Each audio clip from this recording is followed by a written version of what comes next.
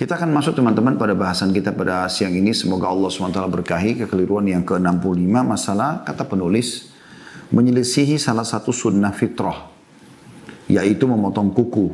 Anda melihat salah seorang dari kaum wanita memanjangkan kukunya. Ini permasalahan pertama. Kemudian permasalahan kedua, lalu mewarnainya dengan cat kuku. Cat kuku ini menghalangi sampainya air pada kuku. Tepatnya kalau orang wudu atau mandi junub ya. Kemudian wanita yang mengecat kukunya itu datang untuk berwudu lalu mengerjakan sholat. Maka sholatnya tidak sah. Karena wudunya tidak sah. Di mana air tidak sampai ke kuku. Jika ia mengecat kukunya, maka ia harus menghilangkannya terlebih dahulu sebelum berwudu. Ini kurang lebih permasalahan yang sedang dibahas. Yaitu tentang masalah menyelisihi sunnah fitrah. Nanti kita jelaskan seperti apa itu yang dimaksud dengan sunnah fitrah. Kemudian salah satu dari sunnah fitrah nanti kita akan jelaskan ada 11 sunnah fitrah ya yang dianjurkan untuk dijaga bagi seorang muslim, dan salah satunya adalah memotong kuku. Nah, bagi banyak orang menganggap subhanallah di antara wanita kecantikan itu kalau kukunya panjang-panjang gitu kan. Ya, kemudian dikikir, dipanjangkan, dilancipkan dengan alasan itu kecantikan. Teman-teman sekalian, Islam tidak pernah melarang untuk kita menjaga kecantikan, ketampanan, kebersihan, kerapian. Semua ini adalah bagian daripada agama kita. Sudah sering kita sampaikan hadis Nabi SAW, Innallaha jamilun yuhibbul jamal. Allah itu indah, suka dengan keindahan. Allah subhanahu wa ta'ala buat kita secara alami, suka melihat orang yang berpenampilan bersih, rapi, wangi. Kita sendiri suka dengan itu. Kita merasa kayak nyaman. Dan Allah juga membuat kita secara alami, kita nggak suka dengan berantakan, kotor, ya, bau busuk. Kita coba langsung menghindar dari semua itu. Itu fitrah secara alami. Jadi sebenarnya kita pun, Allah sudah berikan suka keindahan. Kita suka melihat warna yang indah, penataan yang indah, makanan yang ditata dengan indah, bau yang wangi, ya. Orang yang rapi, orang yang bau mulutnya wangi, orang yang badannya wangi, penampilannya bagus. Kita suka semua itu. Kita pun suka begitu orang lain memuji, kita pun memuji orang lain. Dan secara alami kita juga tidak suka dengan hal-hal yang lawan daripada itu semua. Ya, yaitu kita memang sengaja kayak apa ya, seperti orang yang buruk sekali dalam arti kata dia seperti orang yang tidak memperhatikan dirinya, berantakan rambutnya, bajunya kotor, atau makanan tidak jelas ya, bau dan segala macam. Ini semua, maksudnya bau tidak sedap ya, itu semua membuat orang tidak suka. Nah ini secara fitrah sebenarnya, Islam tidak pernah melarang keindahan. Bahkan puncak daripada janji orang-orang beriman ya, selain di dunia ini kita disuruh sisir rapi, disisir rambut yang rapi, kita disuruh pakai minyak wangi, hari Jumat kita disuruh pakai baju yang terbagus, hari raya dan segala macam lah ya.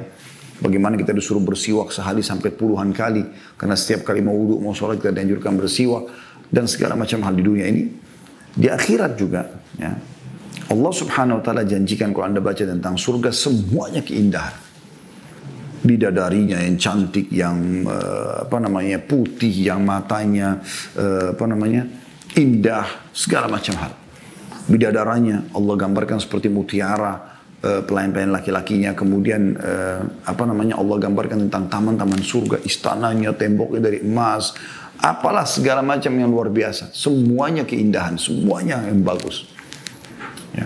Kalau itu semua tidak dianjurkan, maka kenapa Allah subhanahu wa ta'ala menjanjikan itu dan memotivasi kita untuk selalu menjaga kebersihan, bahkan dianjurkan untuk wangi dan segala macam, dan secara fitrah juga atau secara alami kita suka itu. Oleh karena itu teman-teman sekalian, Islam tidak pernah larang kecantikan, kebersihan, tapi Islam mengajarkan caranya. Kalau yang Anda tiru bukan Islam, Anda tiru adalah orang-orang kafir, maka akan jadi seperti ini. Orang-orang kafir menganggap kecantikan, salah satunya kalau kita bicara yang kita sedang bahas, kuku misalnya, kalau dilancipin, ditajamin, dikikir, dikasih cat, maka itu yang indah. Itu persepsi mereka. Anda sudah terlanjur menanamkan dalam diri Anda, oh iya berarti ini keindahan. Makanya Nabi SAW sudah ingatkan kepada kita, man tasyabaha biqaumin fahuwa minhum. Siapa yang menyerupai satu kaum, maka dia akan sama dengan mereka.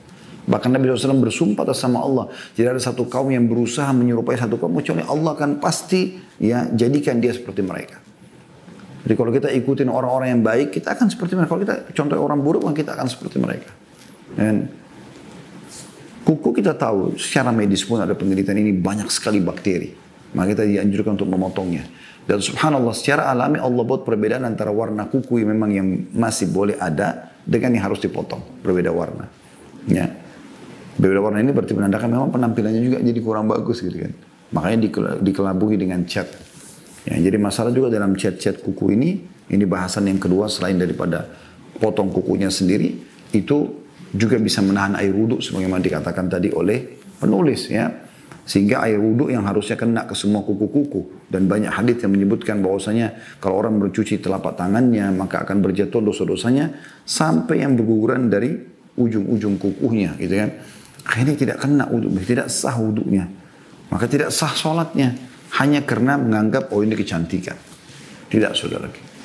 Jadi terutama Anda muslimah perhatikan baik-baik masalahnya. Anda juga sebagai muslim laki-laki perhatikan baik-baik apa yang istri Anda sedang lakukan. Kalau boleh secara syariat biarkan. Kalau tidak boleh maka ingatkan. Gitu kan? Karena ini semua tidak boleh ada pelanggaran. Termasuk kepada anak-anak kita. Ya, termasuk kepada orang tua kita. Ibu misalnya tante. Ini kita bicara lingkup laki-laki menasihati perempuan ya. Begitu juga dengan perempuan menasihati perempuan. Kurang lebih seperti itu. Baik teman-teman. Untuk lebih dalam insya Allah kita akan coba bahas tentang masalah sunnah fitrah ini. Ya, sunnah fitrah ini. Fitrah ini teman-teman sekalian ada 11 kurang lebih kalau disebutkan dalam hadis. Tentu ada banyak hadis yang berbicara, tapi saya lihat hadis ini sangat lengkap ya, karena hadis-hadis yang lainnya menjelaskan tentang ada 5 fitrah, ada yang menyebutkan 7 fitrah ya. Tapi di sini digabungkan kalau kita lihat hadis ini akan sangat lengkap. Yaitu hadis yang disampaikan oleh Aisyah ummul mukminin radhiyallahu anha, anna Aisyah radhiyallahu anha qalat qala Rasulullah sallallahu alaihi wasallam, Rasulullah SAW bersabda, "Ashru minal fitrah." Ya. Ada 10 hal yang masuk dalam fitrah, ya. Qassus syarib.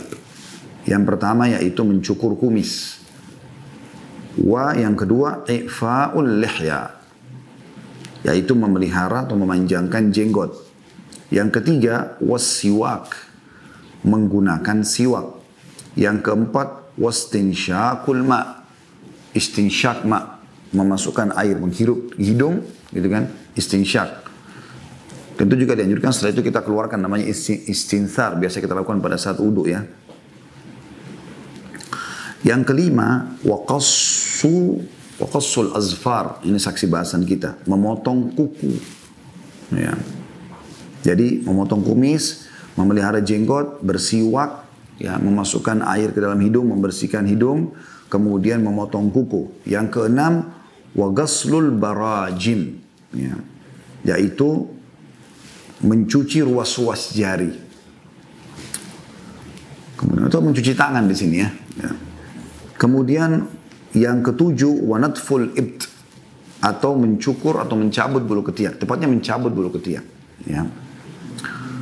Kemudian yang kedelapan, wahalkul ana, yaitu mencukur bulu kemaluan. Ya. Dan yang kesembilan, wantiqasul ma, atau bercebok. Ya. Cebok, membersihkan diri. Kemudian qala rawi, perawi hadis mengatakan, wa nasitul ashir, dan aku melupakan yang ke-10, illa an takuna al-madmadah. Tapi seingatku yang dimaksud adalah berkumur-kumur. Berkumur-kumur. Hadis ini dinilai hasan oleh Syekh Albani, dan ini diriwayatkan oleh Imam Muslim nomor 261, Abu Daud 53, Tirmidzi 2757, An-Nasai di jilid 8 halaman 126 sampai 128, dan Ibnu Majah juga menyebutkan di nomor 293. Tentu ada hadis yang lain yang menyebutkan, tapi cuma 5 yang disebutkan, yaitu secara marfu hadis Abu Hurairah radhiyallahu anhu bahwa Nabi SAW bersabda, khamsu minal fitrah. Ada 5 hal yang masuk dalam fitrah. Yang pertama adalah al-khitan, sunat. Nah ini tadi kenapa di awal kita berikan judul 11, karena di hadis pertama 10. Nah di 10 itu tidak disebutkan khitan, dan di sini ada tambahan khitan, sunat ya. Kemudian wastihdad, yaitu mencukur bulu kemaluan. Ya, tadi sudah kalau tidak salah ada disebutkan di atas ya. Jadi fitrah yang ke-8 di riwayat pertama tadi. Halqul ana ya. Di riwayat kedua ini dikatakan istihdad atau mencukur bulu kemaluan. Yang ketiga wataklimul azfar, memotong kuku. Yang keempat wanatful ibt, dan mencabut bulu ketiak. Yang kelima waqassus syarib, dan mencukur atau memotong kumis. Ya, jadi kita bisa simpulkan di hadis pertama ada 10 disebutkan, di hadis kedua ada 5 tapi ada tambahan 1 kalau kita mau gabungkan semua, yaitu sunat. Itu yang masuk yang ke-11. Kita coba lebih dalam teman-teman apa yang dimaksud dengan kata-kata fitrah. Karena kata Nabi SAW, ya, khamsun minal fitrah. 5 perkara termasuk fitrah. Juga dalam hadis yang pertama tadi dikatakan ashra atau ashru minal fitrah. 10 dari fitrah itu sendiri. Fitrah itu berasal dari kata-kata ya, fatara, seperti dalam sabda Nabi SAW, kullu mauludin yuladu alal fitrah. Semua manusia dilahirkan di atas fitrah. Maksudnya adalah bahwa dia dilahirkan dengan perangai dan tabiat yang siap menerima agama. Dia dasarnya faham ada Tuhannya Allah. Ya, dia bisa menerima. Makanya kita kalau berikan masukan-masukan kepada orang bisa mudah menerima masalah agama. Mana halal, mana haram, mana kewajiban. Kita berikan fadilahnya, dia terima. Kita berikan ancaman terhadap pelanggaran, dia tinggalkan pelanggaran itu. Jika dibiarkan seperti itu, maka dia akan terus berada di atas fitrah, tidak berpaling kepada yang lainnya. Adapun yang berpaling dari fitrah tersebut adalah orang yang karena salah satunya telah rusak ya, fitrahnya itu. Allah Subhanahu wa taala menyebutkan dalam surah Ar-Rum, surah nomor 30 ayat 30. Ini mudah dihafal ya. Surah nomor 30 ayat 30. Urutan maksudnya saya. A'udzu billahi minasyaitonir rajim. Fa'aqim wajhaka lid-dini hanifa fitratallahi allati fatara an-nasa 'alaiha la tabdila li khalqillah dzalika ad-dinul qayyim walakin aktsaran nasi la ya'lamun. Artinya, maka hadapkanlah wajahmu yang lurus kepada agama Allah sesuai fitrah Allah. Tadi alaminya manusia bisa menerima agama Allah. Disebabkan dia Allah telah menciptakan manusia menurut fitrah itu. Tidak ada perubahan ya, pada ciptaan Allah. Jadi fitrah ini akan rusak kalau dirusak. Ya. Makanya saya pernah salah satu dosen kami ya, membahasakan kepada kami. Salah satu fitrah manusia, anak kecil itu kalau belum rusak fitrahnya. Dan saya praktikan hampir di semua anak saya, subhanallah. Beberapa anak Allah amanahkan kepada kami. Semoga Allah jaga mereka di atas keimanan dan istiqamah sampai meninggal insya Allah dalam Islam dan iman. Dan kami dijadikan sebagai orang tua yang berbakti. Anak-anak ini, atau maksud saya menjalankan perintah agama Allah pada mereka. Saya pernah tanya, karena guru saya pernah mengatakan di Madinah, coba tanyakan ke mereka yang masih kecil. 2 tahun, 3 tahun, ya, 4 tahun. Di mana Allah? Subhanallah, fitrahnya dia tunjuk ke langit. Saya tidak pernah temukan satupun dari anak saya yang Allah titipkan beberapa ini yang tidak tunjuk ke langit. Sampai ada cuplikan yang sempat kami buat yang memang belum diupload di YouTube, itu saya dengan anak-anak gitu. Ada anak saya bernama Usaid, laki-laki, umurnya sekarang 3 tahunan. Ya, ngomongnya pun masih belum lancar semuanya gitu ya. Baru mau masuk 3 tahun, ya, mendekati 3 tahun. Tapi subhanallah saya tanya di depan ikhwah, ya, di mana Allah? Awal dia diam, kemudian tiba-tiba dia tunjuk ke langit. Gitu. Dan itu terjadi pada kakak-kakaknya semua. Jadi sebenarnya asalnya orang tahu tentang agama Allah Subhanahu wa taala ini, bukan tidak ada. Jadi alaminya Allah ciptakan begitu. Nanti setelah dirusak ya, sebab lanjutan hadis tadi, kullu mauludin yuladu alal fitrah, semua yang lahir akan dalam keadaan fitrah. Nanti kata Nabi sallallahu alaihi wasallam fa abawahu yuhawidanihi.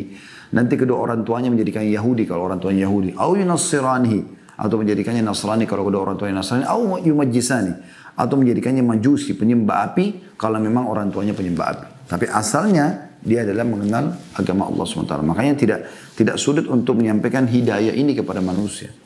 Kalau dia masih punya fitrah itu tidak rusak, maka dia mudah sekali menerima. Ibnu Manzur rahimahullah berkata, fitrah adalah apa-apa yang telah Allah ciptakan makhluk di atas hal tersebut, yaitu mengenal Allah. Abul Haytham berkata rahimahullah, fitrah yaitu pembawaan naluri yang Allah ciptakan manusia di atasnya pada saat dalam perut ibunya. Ya. Ibnu Qayyim juga menyebutkan rahimahullah, Fitrah ada dua macam, fitrah yang berkaitan dengan hati, yaitu ma'rifatullah, mengenal Allah secara alami, dan mencintainya serta mengutamakannya lebih dari yang lain. Yang kedua, fitrah amaliyah, atau perbuatan, yaitu hal-hal yang disebutkan di atas. Ya. Maka yang pertama, mensucikan ruh dan membersihkan hati, dan yang kedua, membersihkan badan. Maksudnya tadi, fitrah amaliyah ini kayak tadi, potong kuku, potong kumis, yang akan kita rincikan panjang lebar, insyaallah ta'ala. Ya. Jadi kita coba panjang lebar jelaskan masalah poin-poin ini tentunya. Baik teman-teman sekalian, kita akan coba masuk ke penjelasan fitrah langsung ya, yang kedua ya, karena fitrah pertama sudah saya jelaskan tadi, yaitu fitrah yang disampaikan Ibnu Qayyim rahimahullah, pengenalan ma'rifatullah, mengenal Allah SWT. Jadi secara alami orang bisa mengenal Allah, dan Allah sudah disebutkan tadi dalam surah Ar-Rum, surah Al-30 ayat 30 ya, kalau Allah sudah masukkan fitrah itu kepada manusia. Secara umum mereka bisa mengenal Tuhannya, apalagi kalau sampai kepadanya peringatan-peringatan gitu. Makanya mayoritas penduduk bumi sekarang adalah orang-orang yang mengenal Allah SWT. Walaupun ada Yahudi, Nasrani, dan Muslim. Sisanya dari 7,5 miliar populasi manusia, mungkin sekitar 6 miliaran populasi ya orang-orang yang mengenal Allah. Ini sisanya orang-orang yang menyembah batu, menyembah api. Mereka lebih sedikit sebenarnya.